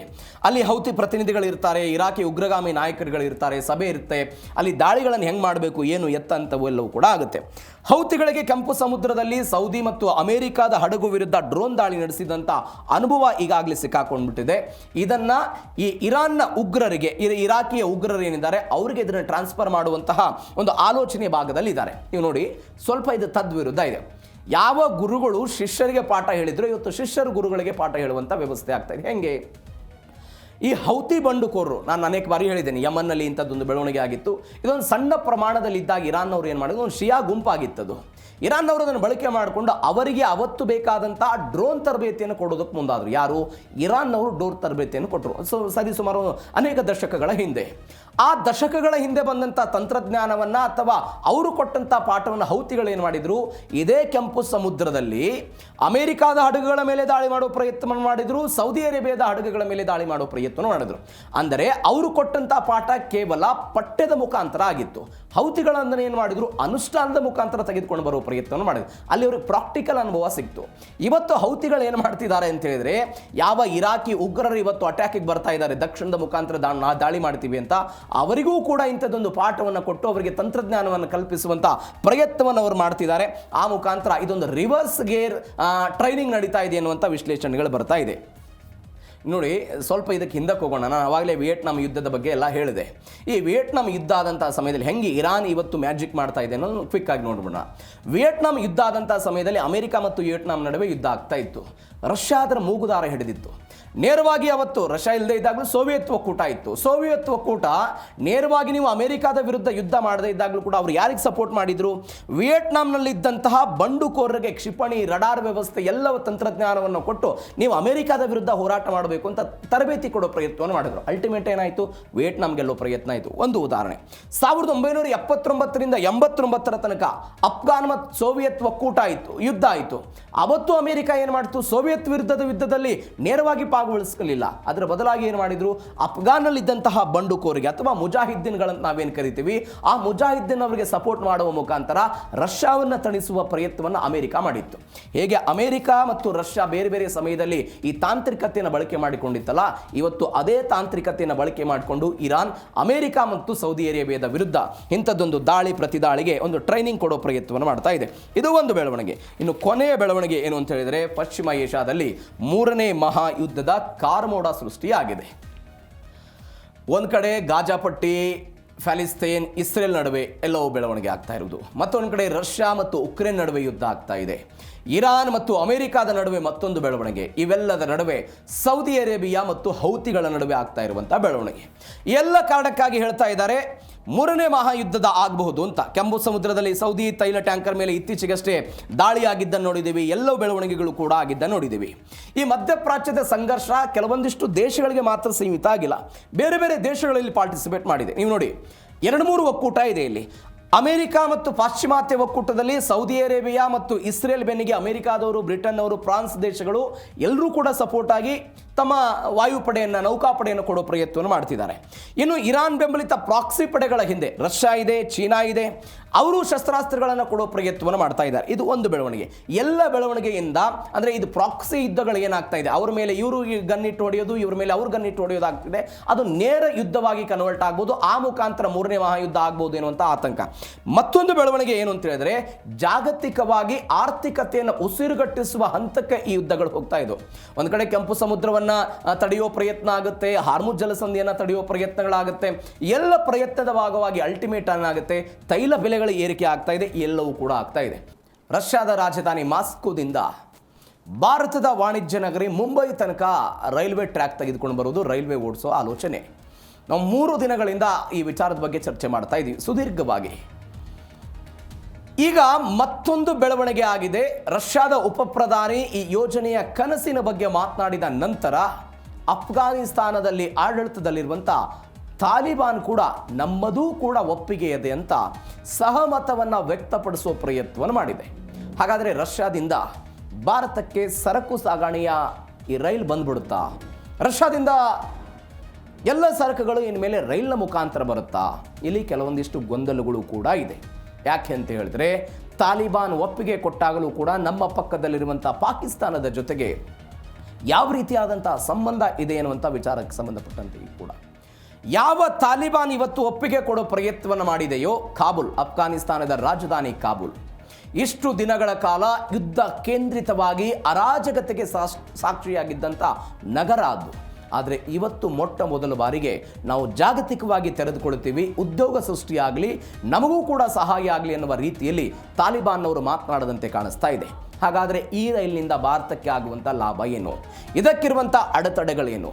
1990ರ ದಶಕದಲ್ಲಿ ಒಂದು 4 ದೇಶಗಳ ನಡುವೆ ಒಂದು ಪೈಪ್ಲೈನ್ ಯೋಜನೆ ಆಗಿತ್ತು. ನೈಸರ್ಗಿಕ ಅನಿಲವನ್ನು ತೆಗೆದುಕೊಂಡು ಬರಬೇಕು ಅಂತ. 2015ರಲ್ಲಿ ಅದನ್ನು ಜಾರಿಗೆ ತಂದಾಗಲೂ ಕೂಡ ಇಲ್ಲಿ ತನಕ ಆಗಿಲ್ಲ. ಅದೇ ರೀತಿಯಾಗಿ ಟ್ರೈನ್ ವ್ಯವಸ್ಥೆಯು ಕೂಡ ಅಲ್ಲಿಗೆ ಫ್ಲಾಪ್ ಆಗಿಬಿಡುತ್ತಾ? ಈ ಹಿಂದೆ ಏನಾಗಿತ್ತು, ಏನು ಎತ್ತ? ಸಮುದ್ರ ಮಾರ್ಗ ಬೆಸ್ಟಾ ಅಥವಾ ರಸ್ತೆ ಮಾರ್ಗ ಅಥವಾ ರೈಲು ಮಾರ್ಗ ಬೆಸ್ಟಾ? ಯಾವುದು ಬೆಸ್ಟು? ಎಲ್ಲದರ ಬಗ್ಗೆ ಈ 3ನೇ ಸ್ಟೋರಿಯಲ್ಲಿ ನೋಡ್ತಾ ಹೋಗೋಣ. ರಷ್ಯಾದಿಂದ ದೆಹಲಿಗೆ ರೈಲು ಮಾರ್ಗ, ಮಾಸ್ಕೋದಿಂದ ಭಾರತದ ಗಡಿಯ ತನಕ ಹಳಿಯೇ ಇರುತ್ತೆ ವ್ಯಾಪಾರದ ರೈಲು. ಅಂದರೆ ಸರಕು ರೈಲನ್ನು ಹಳೆಗೆ ತರುವ ಪ್ರಯತ್ನ, ಅದಕ್ಕಿರುವಂಥ ತಾಂತ್ರಿಕ ಕಾರಣಗಳೇನು, ಏನು ಎತ್ತ ಅನ್ನೋದ್ರ ಬಗ್ಗೆ ನಾನು ಮೊನ್ನೆ ಹೇಳಿದ್ದೆ. ಇದೀಗ ನಮ್ಮ ನೆಲದಲ್ಲಿ ರೈಲು ಹೋದರೆ ಸಂಪೂರ್ಣ ಭದ್ರತೆ ಕೊಡ್ತೀವಿ ಅಂತ ತಾಲಿಬಾನ್ ಎಲ್ಲ ಹೇಳಿದೆ. ಮಧ್ಯ ಏಷ್ಯಾದ ದೇಶಗಳನ್ನು ಭಾರತಕ್ಕೆ ಜೋಡಿಸುವಂಥ ಬೃಹತ್ ರೈಲು ಕಾರಿಡಾರ್ ವ್ಯವಸ್ಥೆ ಇದು. ನೋಡಿ, ರಷ್ಯಾದ ಮಾಸ್ಕೋದಿಂದ Kazakhstan, Turkmenistan, Iran, Afghanistan, Pakistan, ಅದಾದ ನಂತರ ಭಾರತ. ಏನೇನು? ಸಮುದ್ರ ಅಪಾಯಗಳಿಂದ ಮುಕ್ತಿ ಪಡೆಯೋದು, ಸಮಯ ಮತ್ತು ವೆಚ್ಚವನ್ನು ಉಳಿತಾಯ ಮಾಡೋದು, ತೈಲ ಮತ್ತು ರಸಗೊಬ್ಬರ ಆಮದು ಮಾಡೋದು, ಎಲ್ಲವೂ ಕೂಡ ಉದ್ದೇಶ ಇದೆ. ಇದಕ್ಕೆ ತಾಲಿಬಾನ್ ಸರ್ಕಾರದ ಆರ್ಥಿಕ ಸಚಿವಾಲಯದ ವಕ್ತಾರ ಅಬ್ದುಲ್ ರೆಹಮಾನ್ ಹಬೀಬ್ ಹೇಳಿದರು, ನಮ್ಮ ನೆಲದಲ್ಲಿ ರೈಲು ಮಾರ್ಗ ಹಾದು ಹೋದರೆ ಅದಕ್ಕೆ ಭದ್ರತೆ ಕೊಡ್ತೀವಿ, ಸುರಕ್ಷಿತ ಹಾದಿಯನ್ನೆಲ್ಲ ಒದಗಿಸ್ತೀವಿ ಅಂತೆಲ್ಲ ಹೇಳಿದರು. ಯಾಕೆ ಒಪ್ಪಿಗೆ ಕೊಟ್ಟರು? ನಾನು ಇತಿಹಾಸಕ್ಕೆ ಬರ್ತೀನಿ. ಯಾಕೆ ಒಪ್ಪಿಗೆ ಕೊಟ್ಟರು? ಉದ್ಯೋಗ ಸೃಷ್ಟಿಯಾಗಬೇಕು ಅಂತ. ಅಲ್ಲಿ ನಿರುದ್ಯೋಗ ತಾಂಡವಾಡ್ತಾ ಇದೆ, ಇದರಿಂದ ಉದ್ಯೋಗ ಸೃಷ್ಟಿಯಾಗ್ಬೋದು ಅಂತ. ಆರ್ಥಿಕ ಆದಾಯವೂ ಕೂಡ ಹೆಚ್ಚಳ ಆಗುತ್ತೆ ಅನ್ನುವಂಥ 2ನೇ ಕಾರಣ ಇದೆ. 3ನೇ ಕಾರಣ ಏನು ಅಂತ ಹೇಳಿದ್ರೆ, ಬೇರೆ ಬೇರೆ ದೇಶಗಳ ಜೊತೆಗೆ ಒಂದು ಪ್ರಾದೇಶಿಕ ಸಂಪರ್ಕ ಸಿಗುತ್ತೆ ಎನ್ನುವಂಥ ಆಲೋಚನೆಯ ಭಾಗವಾಗಿ ಇವತ್ತು ತಾಲಿಬಾನ್ ಒಪ್ಪಿಕೊಂಡಿದೆ ಅಂತ. ಸ್ವಲ್ಪ ಇತಿಹಾಸಕ್ಕೆ ಹೋಗೋಣ ನಾವು. ನಾನು ಮೊನ್ನೆ ಹೇಳಿದೆ ನಿಮಗೆ, 1800 ದಶಕದಲ್ಲಿ ಜಾರ್ ಎನ್ನುವಂಥ ಸಾಮ್ರಾಜ್ಯ ಇತ್ತು, ವಿಸ್ತರಣೆ ಮಾಡೋದಕ್ಕೆ ಪ್ರಯತ್ನವನ್ನು ಪಟ್ಟಿತ್ತು. ಒಂದು ಅಫ್ಘಾನಿಸ್ತಾನವನ್ನು ವಲಯವನ್ನು ಮಾಡಿಕೊಂಡು ಬ್ರಿಟಿಷರು ಅದನ್ನೆಲ್ಲ ಬ್ರೇಕ್ ಮಾಡಿದ್ರು, ಎಲ್ಲವೂ ಕೂಡ ಆಯಿತು. ಈ ಬ್ರಿಟಿಷರು ಭಾರತವನ್ನು ಆಳ್ತಾ ಇದ್ದಂತಹ ಸಮಯದಲ್ಲಿ ಅವ್ರಿಗೊಂದು ಭಯ ಇತ್ತು. ಮಧ್ಯ ಏಷ್ಯಾಕ್ಕೆ ಅಂದರೆ ಅಫ್ಘಾನಿಸ್ತಾನ ಮತ್ತು ಭಾರತಕ್ಕೆ ಸೋವಿಯತ್ ಒಕ್ಕೂಟ ಎಲ್ಲಿ ಎಂಟ್ರಿ ಕೊಟ್ಬಿಡ್ತು ಅನ್ನುವ ಕಾರಣಕ್ಕಾಗಿ ಅವರು ಏನು ಮಾಡಿದ್ರು, ಅಫ್ಘಾನಿಸ್ತಾನವನ್ನು ಒಂದು ಬಫರ್ ಝೋನ್ ಆಗಿ ಮಾಡಿಕೊಂಡು ಇಲ್ಲಿಂದ ಯಾವುದೇ ರೈಲು ಮಾರ್ಗ ಆಗಬಾರ್ದು, ರಸ್ತೆ ಮಾರ್ಗವೂ ಕೂಡ ಆಗಬಾರ್ದು ಅಂತ ಒಂದು ಬ್ರೇಕ್ ಹಾಕೋ ಪ್ರಯತ್ನವನ್ನು ಮಾಡಿದ್ರು. ಹೆಂಗೆ ಬ್ರೇಕ್ ಹಾಕಿದ್ರು ಅವರು? ಬ್ರಿಟಿಷ್ ಏನು ಮಾಡ್ತಾರೆ, ಅಫ್ಘಾನಿಸ್ತಾನದ ವಿರುದ್ಧ 3 ಯುದ್ಧ ಮಾಡ್ತಾರೆ. 3 ಯುದ್ಧ ಆಗುತ್ತೆ. ಆ 3 ಯುದ್ಧದ ನಂತರ 2ನೇ ಆಂಗ್ಲೋ ಅಫ್ಘಾನ್ ಯುದ್ಧ ಆಗುತ್ತೆ. ಯಾರ್ಯಾರಿಗೆ? ಬ್ರಿಟಿಷರು ಮತ್ತು ಈ ಅಫ್ಘಾನಿಸ್ತಾನದವರು ನಡುವೆ. ಈ ಆದಂತಹ ಸಮಯದಲ್ಲಿ ಒಂದು ಒಪ್ಪಂದ ಆಯಿತು, ಗಣ್ಮಕ್ ಒಪ್ಪಂದ ಅಂತ ಕರೀತಾರೆ. ಆ ಗಣ್ಮಕ್ ಒಪ್ಪಂದದ ಪ್ರಕಾರ ಒಂದು ನಿಯಮಗಳನ್ನು ತೆಗೆದುಕೊಂಡು ಬಂದರು. ಅಫ್ಘಾನಿಸ್ತಾನದ ಸಂಪೂರ್ಣ ವಿದೇಶಾಂಗ ನೀತಿ ನಮ್ಮ ನಿಯಂತ್ರಣದಲ್ಲಿ ಇರುತ್ತೆ. ಯಾವುದೇ ಕಾರಣಕ್ಕಾಗಿಯೂ ಕೂಡ ಬ್ರಿಟಿಷರ ಸಮ್ಮತಿ ಇಲ್ಲದೆ ರಷ್ಯಾದ ರೈಲು ಮಾರ್ಗ ಮತ್ತು ರಸ್ತೆ ಮಾರ್ಗವನ್ನು ಅಫ್ಘಾನಿಸ್ತಾನ ರಚನೆ ಮಾಡೋದಕ್ಕೆ ಬಿಡಬಾರದು ಅಂತ ಒಪ್ಪಂದದ ಮಾತುಕತೆಗಳು ಎಲ್ಲವೂ ಕೂಡ ಆಯಿತು. ಆವತ್ತು ಅಫ್ಘಾನಿಸ್ತಾನದ ದೊರೆಗಳಿಗೂ ಕೂಡ ಬಹುಶಃ ಇದಕ್ಕೆ ಸಮ್ಮತಿ ಇತ್ತು. ಯಾಕೆ ಸಮ್ಮತಿ ಇತ್ತು? ಒಂದು ವೇಳೆ ಬ್ರಿಟನ್ ಅಥವಾ ಬ್ರಿಟಿಷರು ಇಲ್ಲಿ ಆಳ್ವಿಕೆ ಮಾಡ್ತಿದ್ದಾರೆ, ಅವರ ಕಾರಣಕ್ಕಾಗಿ ನಾವು ಒಪ್ಪಿಗೆ ಕೊಟ್ವಿ ಅಥವಾ ಒಪ್ಪಿಗೆ ಕೊಡದೇ ಇದ್ದರೆ ರಷ್ಯಾದವರು ನಾಳೆ ನಮ್ಮ ಜೊತೆಗೆ ರೈಲ್ ಕನೆಕ್ಟಿವಿಟಿ ಮಾಡಿಕೊಂಡು ಆ ಕಡೆಯಿಂದ ಅವರು ದಾಳಿ ಮಾಡಬಹುದು, ಈ ಕಡೆಯಿಂದ ಇವರು ದಾಳಿ ಮಾಡಬಹುದು. ಹೀಗಾಗಿ ನಾವು ತಟಸ್ಥ ದೇಶವಾಗಿ ಉಳಿದು ಬಿಡೋಣ ಅನ್ನುವಂತಹ ಕಾರಣಕ್ಕಾಗಿ ಅಫ್ಘಾನಿಸ್ತಾನದ ದೊರೆಗಳೇನು ಮಾಡಿದ್ರು, ಇಲ್ಲ ನಾವು ರೈಲು ಮಾರ್ಗಕ್ಕೆ ಅವಕಾಶವನ್ನು ಮಾಡಿಕೊಡಲ್ಲ ಅಂತ ಎಲ್ಲ ಬೆಳವಣಿಗೆ ಆಯಿತು. ಪರಿಣಾಮ ಹೆಂಗಾಯಿತು ಅಂತ ಹೇಳಿದರೆ, ಅಫ್ಘಾನಿಸ್ತಾನದಲ್ಲಿ 21ನೇ ಶತಮಾನಕ್ಕೆ ಅಫ್ಘಾನಿಸ್ತಾನ ಕಾಲಿಟ್ಟಾಗಲೂ ಕೂಡ ಒಟ್ಟಾರೆ ಅಫ್ಘಾನಿಸ್ತಾನದಲ್ಲಿ ಇದ್ದಿದ್ದ ರೈಲು ಮಾರ್ಗ ಕೇವಲ 25 ಕಿಲೋಮೀಟರ್ ಮಾತ್ರ ಇತ್ತು. ಕೇವಲ 25 ಕಿಲೋಮೀಟರ್. ಬಟ್ ಯಾವಾಗ ತಾಲಿಬಾನ್ ಆಡಳಿತ ಬಂತು, 2000 ನಂತರ ಬೆಳವಣಿಗೆ ಆಗಿದ್ದು, ಎಲ್ಲವೂ ಆದ ನಂತರ ಇದೀಗ ಅವ್ರು ಹೇಳ್ತಾ ಇದ್ದಾರೆ, ನಮ್ಮಲ್ಲಿ ಅರಾಜಕತೆ ಆಗ್ತಾ ಇದೆ, ನಿರುದ್ಯೋಗ ಆಗ್ತಾ ಇದೆ, ಆರ್ಥಿಕವಾಗಿ ಸೋತು ಹೋಗ್ಬಿಟ್ಟಿದ್ದೀವಿ, ಅದನ್ನು ತೆರಿಬೇಕು ಅನ್ನುವ ಕಾರಣಕ್ಕಾಗಿ ಇವತ್ತು ನಾವು ಅವಕಾಶವನ್ನು ಕೊಡ್ತೀವಿ ಅಂತ ಎಲ್ಲ ಹೇಳ್ತಾ ಇದ್ದಾರೆ. ಇದೊಂದು ಇತಿಹಾಸ. ಏನೇನು ಅವತ್ತು ಬೇಡ ಅಂದಿದ್ದು ಹೆಂಗೆ ವರವಾಗಿತ್ತು, ಇವತ್ತು ಬೇಕು ಅನ್ನೋದು ಅಫ್ಘಾನಿಸ್ತಾನಕ್ಕೆ ಹೆಂಗೆ ವರವಾಗ್ತಿದೆ ಅಂತ. ರಷ್ಯಾದ ಗೇಮ್ ಚೇಂಜರ್ ಪ್ಲಾನ್ ಒಂದಿದೆ. ಏನಾದರೂ ಹೆಚ್ಚು ಕಡಿಮೆ ಆದರೂ ಒಂದು ಪ್ಲಾನ್ ಮಾಡ್ಕೊಂಡಿದ್ದಾರೆ ಅವರು. ಏನದು ಪ್ಲಾನು? ಸಮುದ್ರ ಮಾರ್ಗದ ಅಪಾಯವನ್ನು ತಪ್ಪಿಸೋದಕ್ಕೆ ಪುಟಿನ್ ಒಂದು ಪರ್ಯಾಯ ದಾರಿಯನ್ನು ಹುಡುಕಿದ್ದಾರೆ. ಹಾರ್ಮುಜ್, ಬಾಸ್ಪರಸ್, ಈ ಎಲ್ಲ ಮಾರ್ಗಗಳಲ್ಲಿ ಆಗ್ತಾ ಇರುವಂಥ ಬೆಳವಣಿಗೆಗಳೇನಿದೆ, ಯುದ್ಧದ ಪರಿಸ್ಥಿತಿ ಏನಿದೆ, ಅದನ್ನು ಹತೋಟಿಗೆ ತೆಗೆದುಕೊಳ್ಳಬೇಕು ಅಂತ ತುರ್ಕ್ಮೇನಿಸ್ತಾನ್, ಇರಾನ್, ಅಫ್ಘಾನ್ ಮತ್ತು ಪಾಕಿಸ್ತಾನದ ಮುಖಾಂತರ ರೈಲು ಮಾರ್ಗವನ್ನು ತೆಗೆದುಕೊಂಡು ಬರಬೇಕು ಅಂತ ಒಂದು ಆಲೋಚನೆ ಎಲ್ಲವೂ ಕೂಡ ಇದೆ. ಏನಿದು?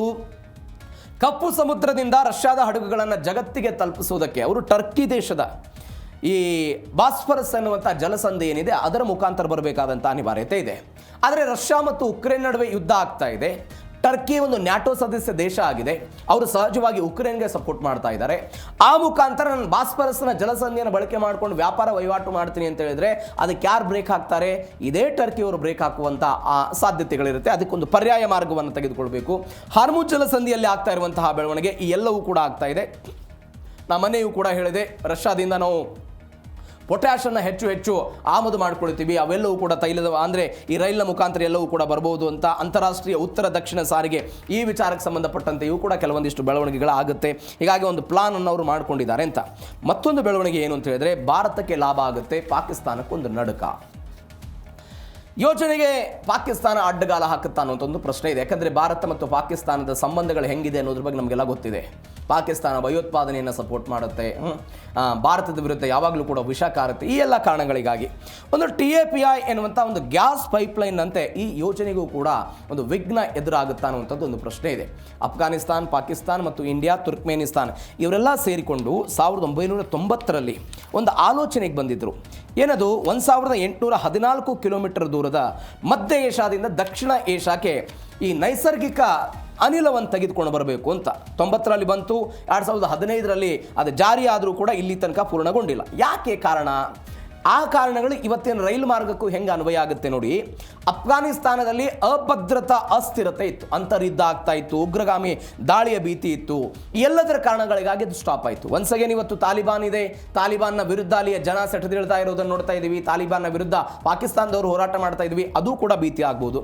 ಪಾಕಿಸ್ತಾನ, ಭಾರತ ಮತ್ತು ಪಾಕಿಸ್ತಾನದ ನಡುವೆ ಸಂಬಂಧಗಳು ಹಳಸಿ ಹೋಗಿದ್ದನ್ನು ನೋಡ್ತಾ ಇದ್ದೀವಿ. ರಾಜತಾಂತ್ರಿಕ ಸಂಬಂಧಗಳನ್ನು ಅವ್ರ ಜೊತೆಗೆ ಇಟ್ಕೊಂಡಿಲ್ಲ ಅಂತ ಇವೆರಡು. ಮೂರನೇ ಕಾರಣ ಏನು ಅಂತ ಹೇಳಿದ್ರೆ, ಹೂಡಿಕೆದಾರರು ಹಿಂಜರಿಯುವಂತಹ ಸಾಧ್ಯತೆಗಳಿರುತ್ತೆ. ಅಲ್ಲಿಯೂ ಕೂಡ ಹಂಗೆ ಆಗಿತ್ತು. ಈ ಹೈ ರಿಸ್ಕ್ ಪ್ಲೇಸ್ಗಳು ಅಫ್ಘಾನಿಸ್ತಾನ ಮತ್ತು ನೀವು ಉದಾಹರಣೆಗೆ ಪಾಕಿಸ್ತಾನ ಭಯೋತ್ಪಾದನೆಯನ್ನು ಬಿತ್ತುತ್ತಾರೆ ಎನ್ನುವಂಥ ಆರೋಪಗಳು ಪಾಕಿಸ್ತಾನದ ಮೇಲಿದೆ. ಹೀಗಾಗಿ ಅದು ವರ್ಲ್ಡ್ ಬ್ಯಾಂಕ್ ಆಗಿರ್ಬೋದು, ಅದಾದ ನಂತರ ಏಷ್ಯನ್ ಡೆವಲಪ್ಮೆಂಟ್ ಆಗಿರ್ಬೋದು, ಇವರು ಸಹಾಯ ಮಾಡುವಂಥ ನಿರೀಕ್ಷೆಗಳು ದೊಡ್ಡ ಮಟ್ಟದಲ್ಲಿ ಕಡಿಮೆ ಇರುತ್ತೆ, ಇತ್ಯಾದಿ ಅಂತ.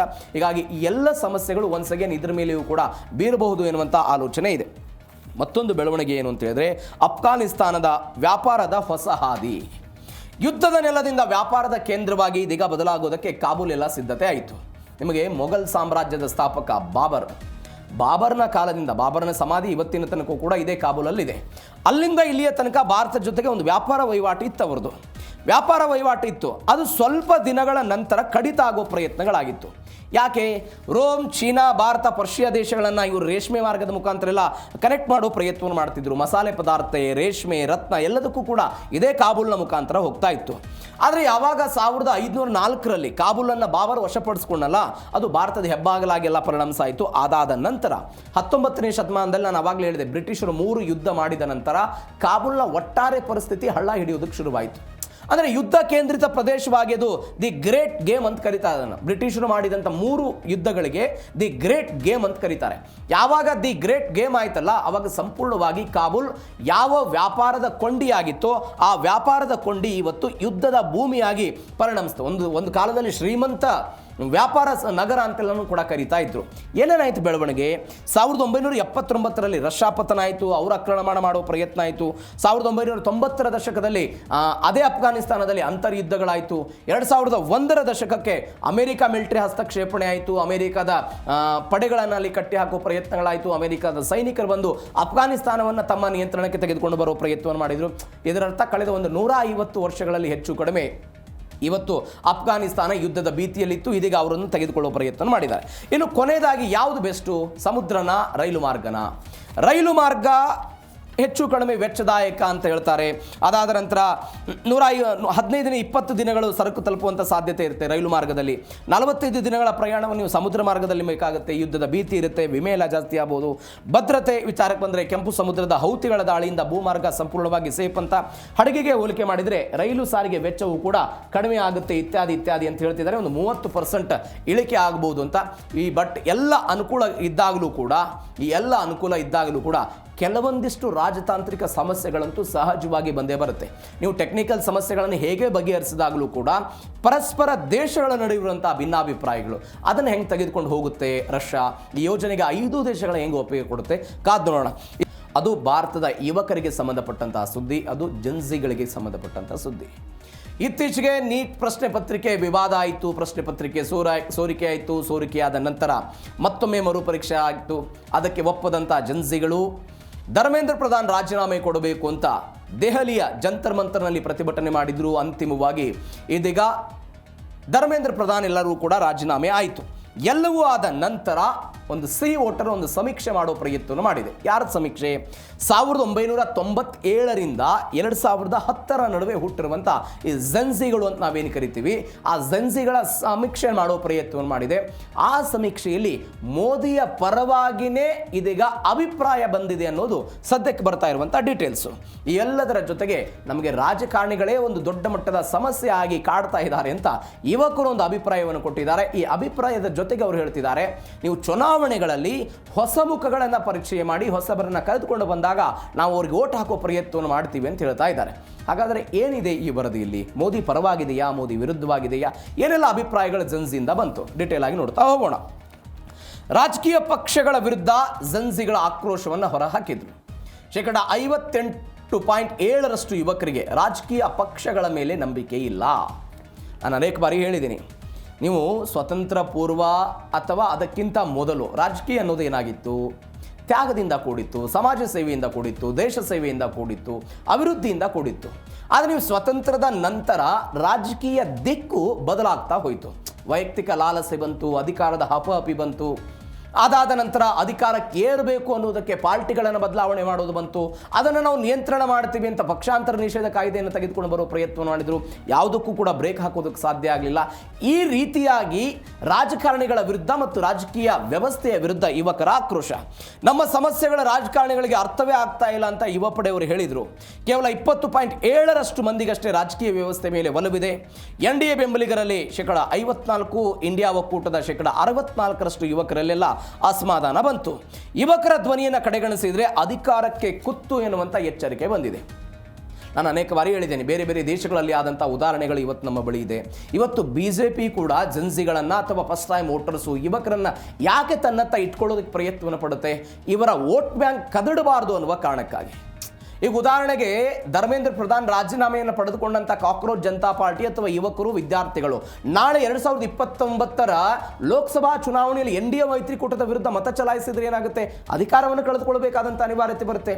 2029 ಚುನಾವಣೆ ಬಿಡಿ, ನಾಳೆ ಬರುವಂಥ ಪಂಚರಾಜ್ಯಗಳ ಚುನಾವಣೆ, ಯಾವ ಉತ್ತರ ಪ್ರದೇಶದಲ್ಲಿ ವ್ಯಾಪಕವಾದಂಥ ಪ್ರತಿಭಟನೆಗೆ ಯುವಕರು ಹೋಗಿದ್ರು, ಅದೇ ಯುವಕರು ಉತ್ತರ ಪ್ರದೇಶದಲ್ಲಿ ಯೋಗಿ ಆದಿತ್ಯನಾಥ್ ವಿರುದ್ಧ ಸರ್ಕಾರದಲ್ಲಿ ತಮ್ಮ ಮತವನ್ನು ಚಲಾವಣೆ ಮಾಡಿದರೆ ಬಿಜೆಪಿ ತನ್ನ ಅಧಿಕಾರವನ್ನು ಕಳೆದುಕೊಳ್ಳಬೇಕಾದಂಥ ಅನಿವಾರ್ಯತೆ ಬರುತ್ತೆ.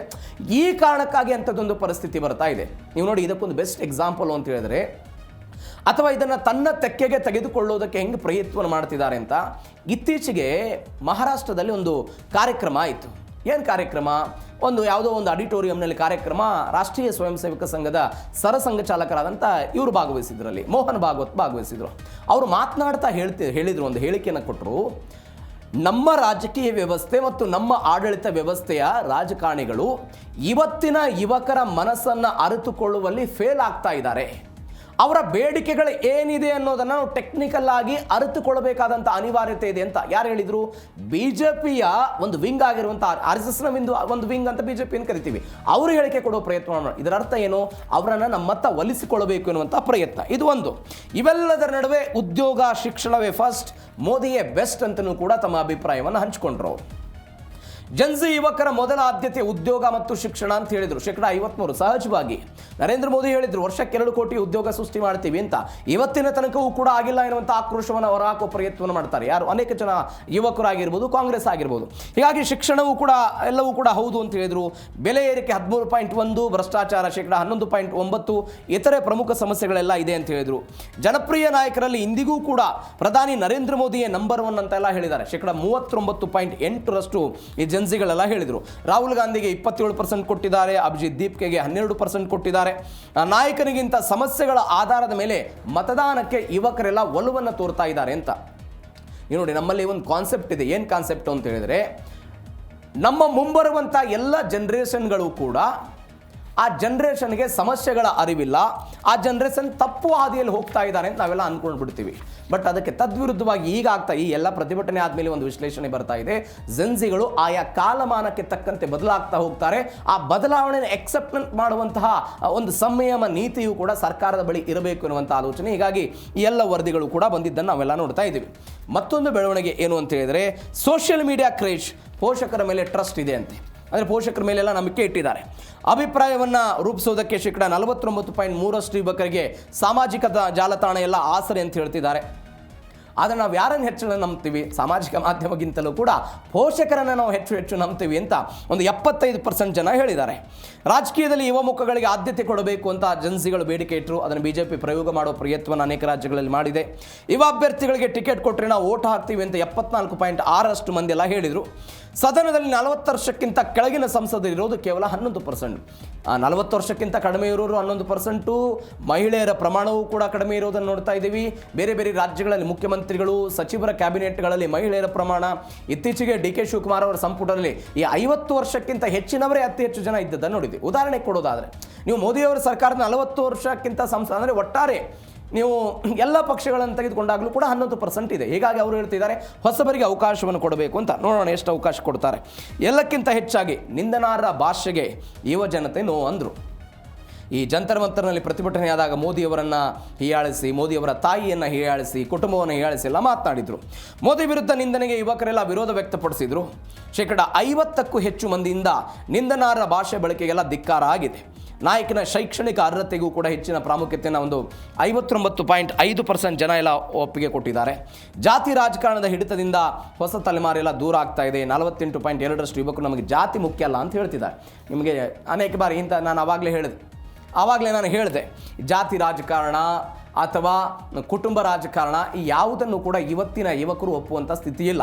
ಇದರ ತದ್ವಿರುದ್ಧವಾಗಿ ಹೊಸದೊಂದು ರಾಜಕಾರಣವನ್ನು ನೋಡೋ ಪ್ರಯತ್ನವನ್ನು ಮಾಡ್ತಿದ್ದಾರೆ. ಹೀಗಾಗಿ ಅಂಥದ್ದೊಂದು ಅವಕಾಶಗಳನ್ನು ಸೃಷ್ಟಿ ಮಾಡಬೇಕು ಅನ್ನೋದು ಇದೀಗ ಜನ್ಸಿಗಳಿಂದ ಬರ್ತಾ ಇರುವಂತಹ ಒಂದು ಅಭಿಪ್ರಾಯ. ಇದು 4ನೇ ಸುದ್ದಿ. ಇನ್ನು ಕೊನೆಯ ಸುದ್ದಿ, ಕರ್ನಾಟಕ ಸರ್ಕಾರ ಒಂದು ಮಹತ್ವದ ನಿರ್ಣಯವನ್ನು ತೆಗೆದುಕೊಂಡಿದೆ.